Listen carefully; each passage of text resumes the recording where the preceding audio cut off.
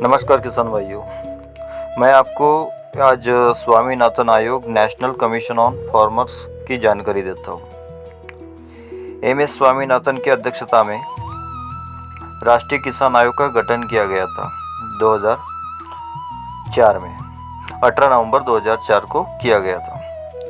आयोग ने 2004 से 2006 के बीच 5 रिपोर्टें सरकारों को सौंपी थी। उस समय की जो सरकारें थी उनको सौंपी गई थी।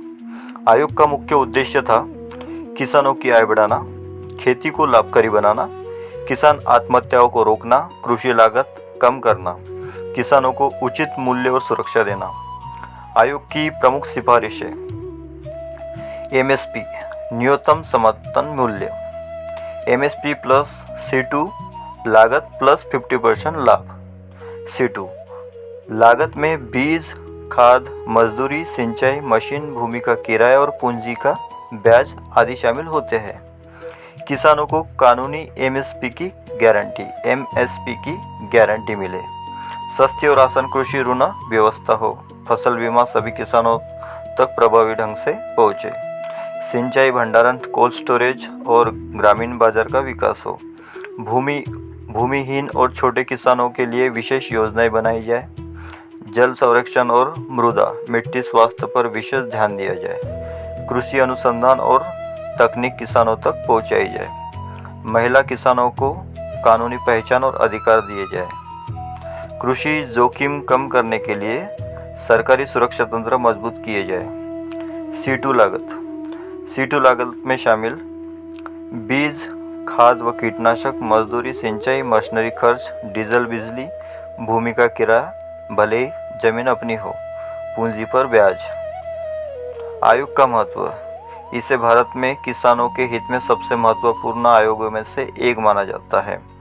किसान संगठन लंबे समय से C2 प्लस 50% एमएसपी और उसी की कानूनी गारंटी की मांग करते रहे हैं। सरकार को आयोग बनाने की आवश्यकता क्यों पड़ी? स्वामीनाथन आयोग नेशनल कमीशन ऑन फार्मर्स। उस समय देश में किसानों की आत्महत्या बढ़ रही थी। खेती की लागत लगातार बढ़ रही थी। किसानों को फसल का उचित मूल्य नहीं मिल रहा था। कर्ज का बोझ बढ़ रहा था। सिंचाई और भंडारण की कमी थी। छोटे और सीमांत किसानों की आय बहुत कम थी। इसलिए सरकार ने किसानों की समस्याओं को स्थायी समाधान खोजने के लिए यह आयोग बनाया था। आयोग के मुख्य उद्देश्य: खेती को लाभकारी बनाना, किसानों की आय बढ़ाना, किसानों को कर्ज के जाल से बाहर निकालना, कृषि को टिकाऊ सस्टेनेबल बनाना, छोटे एवं सीमांत किसानों को विशेष सहायता देना, कृषि में आधुनिक तकनीक बढ़ाना। आयोग की सबसे प्रसिद्ध सिफारिश है एमएसपी प्लस C2 प्लस 50%। आयोग ने कहा कि न्यूनतम समर्थन मूल्य एमएसपी किसान की C2 लागत से कम 50% अधिक होना चाहिए। C2 लागत में क्या शामिल है? बीज, खाद, कीटनाशक, मजदूरी, सिंचाई, डीजल, बिजली, ट्रैक्टर एवं मशीनरी खर्च, भूमि का किराया, अपनी जमीन का अनुमानित किराया भी, पूंजी पर ब्याज, अन्य उत्पादन लागत, यानी किसान का वास्तविक कुल खर्च। आयोग की प्रमुख सिफारिश: एमएसपी पर कानूनी गारंटी। एमएसपी केवल घोषणा न हो। यदि कोई व्यापारी एमएसपी से कम कीमत दे तो कानूनी कार्रवाई हो। कृषि ऋण सुधार: किसानों को कम ब्याज पर ऋण मिले, साहूकारों पर निर्भरता कम हो, समय पर ऋण उपलब्ध कराया जाए। किसान आत्महत्या रोकने के उपाय: संकटग्रस्त जिलों में एक विशेष पैकेज, कर्ज पुनर्गठन, मानसिक एवं सामाजिक सहायता, आय बढ़ाने के कार्यक्रम।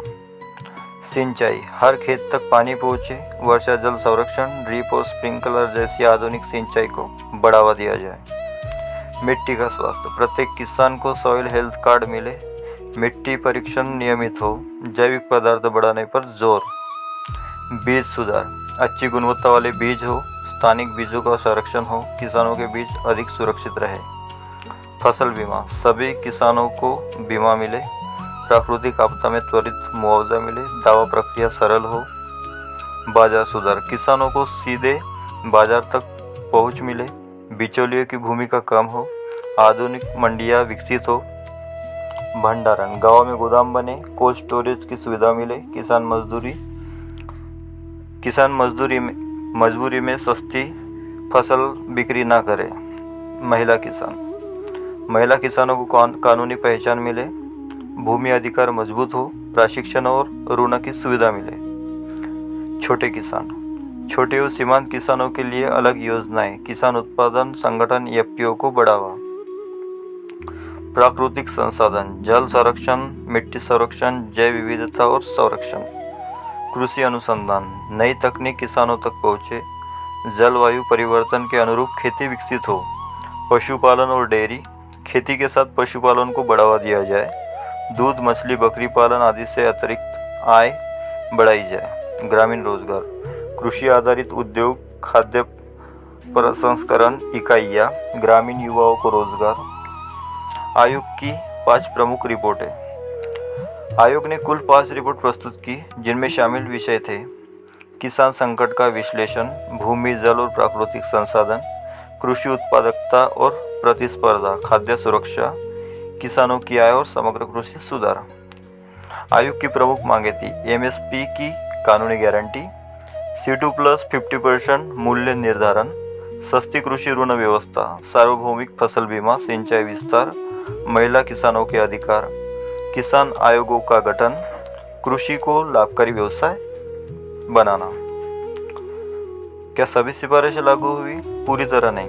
कई वर्षों से सरकारों ने कृषि ऋण, बीमा, सिंचाई, मृदा स्वास्थ्य, ई मार्केट और अन्य योजनाएं पर काम किया, लेकिन आयोग की सभी सिफारिशें जो कि त्यों लागू नहीं हुई। विशेष रूप से एमएसपी को C2+ 50% के आधार पर कानूनी रूप से लागू करने के प्रश्न लंबे समय से सार्वजनिक और राजनीतिक चर्चा का विषय रहा है।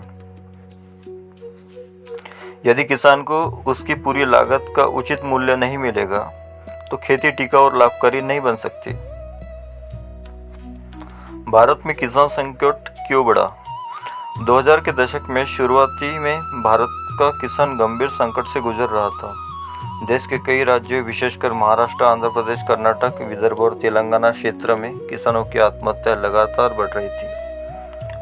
आयोग ने पाया कि किसान केवल मौसम की वजह से नहीं बल्कि कई आर्थिक और नीतिगत कारणों से संकट में था। मुख्य कारण थे: खेती की लागत हर वर्ष बढ़ रही थी, फसल का उचित मूल्य नहीं मिल रहा था, खाद, बीज, डीजल और बिजली महंगे हो रहे थे, जो कि आज भी हो रहे हैं, सिंचाई की सुविधा पर्याप्त नहीं थी, बैंक के समय पर ऋण नहीं मिलता था, इसलिए किसान साहूकारों के ऊंचे ब्याज पर कर्ज लेते थे।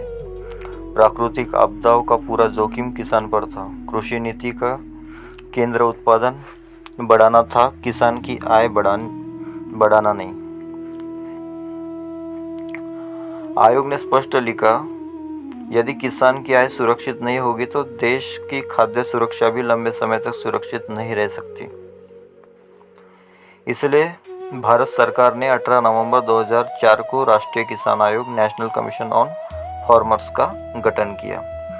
इसके अध्यक्ष थे डॉक्टर एम एस स्वामीनाथन, जिन्हें भारत के हरित क्रांति, ग्रीन रिवोल्यूशन के प्रमुख वैज्ञानिकों में गिना जाता है। आयोग का कार्य था किसानों की वास्तविक समस्याओं का अध्ययन करना, पूरे देश के किसानों से चर्चा करना, विशेषज्ञों, वैज्ञानिकों, कृषि महाविद्यालय और राज्य सरकार से सुझाव लेना, किसानों के लिए दीर्घकालीन कृषि नीति तैयार करना। आयोग ने 2004 से 2006 के बीच पूरे देश का अध्ययन किया और अंत दिसंबर 2006 में अपनी अंतिम रिपोर्ट प्रस्तुत की। आयोग का मूल विचार। आयोग का मानना था कि भारत की कृषि नीति का उद्देश्य केवल अधिक उत्पादन नहीं बल्कि किसान की सम्मानजनक और स्थायी आय होना चाहिए।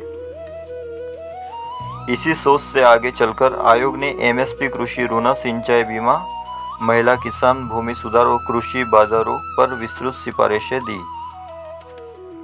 अभी मैं आपको एमएसपी क्या है इसके बारे में जानकारी देता हूँ। एमएसपी मिनिमम सपोर्ट प्राइस यानी न्यूनतम समर्थन मूल्य। यह वह मूल्य है जिस पर सरकार कुछ फसलों की खरीद करने की घोषणा करती है ताकि यदि बाजार में कीमतें गिर जाए तो किसानों को एक न्यूनतम मूल्य मिल सके। लेकिन आयोग का प्रश्न था, एमएसपी किस लागत के आधार पर तय हो। यदि A2+FL और C2 की अवधारणा आती है।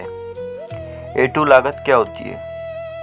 A2 का अर्थ है किसान द्वारा जेब से किया गया वास्तविक नकद खर्च।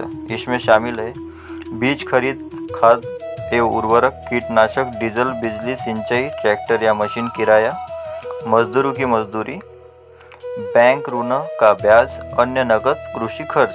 यानी किसान ने जो पैसा वास्तव में खर्च किया वही A2 लागत है। A2+FL। FL क्या होता है? FL का अर्थ है फैमिली लेबर, परिवार का श्रम। भारत में अधिकांश किसान अपने परिवार के साथ खेती करते हैं। पत्नी, माता पिता, बेटा, बेटियां और अन्य सदस्य खेत में काम करते हैं, लेकिन उन्हें मजदूरी नहीं दी जाती। आयोग ने कहा है कि परिवार के श्रम की भी आर्थिक कीमत होती है। इसलिए A2+FL बराबर A2 लागत प्लस परिवार के श्रम का अनुमानित मूल्य। C2 लागत क्या होती है?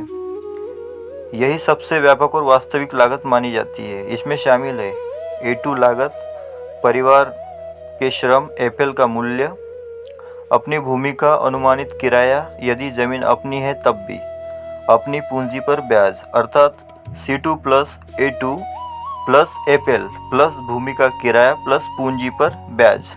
इसलिए C2 को किसान वास्तविक कुल लागत माना जाता है। उदाहरण में अगर समझाने का जाए तो मैं आपको समझाता हूँ। मान लीजिए किसान ने गेहूं की खेती की। A2 लागत बीज 4,000 रुपये, खाद 6,000 रुपये, दवा 3,000 रुपये, डीजल 5,000 रुपये, मजदूरी 12,000 रुपये। कुल A2 कितना होगा इसका? 30,000 रुपये। अब परिवार ने सीजन में काम किया, परिवार के श्रम का मूल्य कम से कम 10,000 रुपये। A2+FL बराबर 40,000 रुपये हो गया। अब किसान की अपनी ज़मीन है, उस ज़मीन का अनुमानित किराया 15,000 रुपये, पूंजी पर ब्याज 5,000 रुपये, तो कुल C2 कितना हो जाएगा? 60,000 रुपये। स्वामीनाथन आयोग ने क्या कहा? आयोग ने कहा कि किसान को केवल लागत नहीं बल्कि लाभ भी मिलना चाहिए, इसलिए MSP का सूत्र होना चाहिए। MSP प्लस C2 प्लस 50% लाभ।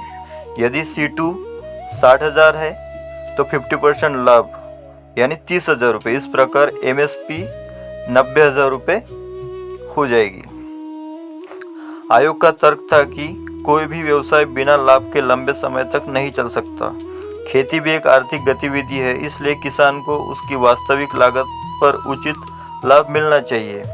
आयोग ने C2 प्लस 50% की सिफारिशें क्यों की? आयोग के अनुसार किसान लगातार घाटे में खेती कर रहा था, उत्पादन लागत तेजी से बढ़ रही थी, बाजार में उचित मूल्य नहीं मिल रहा था, जो कि आज भी नहीं मिल रहा है। किसान कर्ज के जाल में फंस रहा था, खेती छोड़ने की प्रवृत्ति बढ़ रही थी। इसलिए आयोग ने कहा कि यदि खेती को टिकाऊ और लाभकारी बनाना है तो किसान को उचित वास्तविक कुल लागत C2 प्लस कम से कम 50% लाभ मिलना चाहिए। हालांकि स्वामीनाथन आयोग की C2 प्लस 50% संबंधी सिफारिशें व्यापक रूप से चर्चित रही है, हालांकि वो पास नहीं हो पाई। उसे लागू करने के लिए कानून बनाया जाना था, जो कि नहीं हुआ है। हमें ये सारी जानकारी होनी चाहिए क्योंकि हम जो ऑपरेशन रामा राष्ट्रीय अन्नदाता मूल्य अधिकार आंदोलन जो चलाने वाले हैं, उसके बारे में हमें सबसे पहले संवैधानिक तरीके से हम किस आर्टिकल्स में हम लोग लड़ सकते हैं, क्या क्या हमारे सिस्टम हो सकते हैं, ये सारी जानकारी लेने के बाद ही हम लोग इसको कानूनी तरीके से, क्योंकि देखो क्या होता है, कोई भी चीज़ कानूनी या फिर आलतू फालतू चीज़ों में सरकार हमको लटका ना दे, इसके लिए हमें सारी चीज़ों पे अच्छे से स्टडी करनी पड़ेगी और उसके बाद ही हमें ये सारी चीज़ें करनी पड़ेगी। जैसे कि हमें ग्रामीण में जो किसान होते हैं उनसे खेती का ब्यौरा लेना है, उनको कितनी लागत आ रही है, क्या खर्च आ रहा है, बीज, सारी चीज़ जो भी है वो सब अपने को पूरी प्रॉपर इन्फॉर्मेशन निकालनी होगी। उसके बाद ही हम लोग इसकी शुरुआत करने वाले हैं। ये था अपना स्वामीनाथन कमीशन, जो कि आपको जानना बहुत ज़्यादा ज़रूरी था और आगे चल के मैं आपको इन सब के बारे में रोज़ थोड़ी थोड़ी जानकारी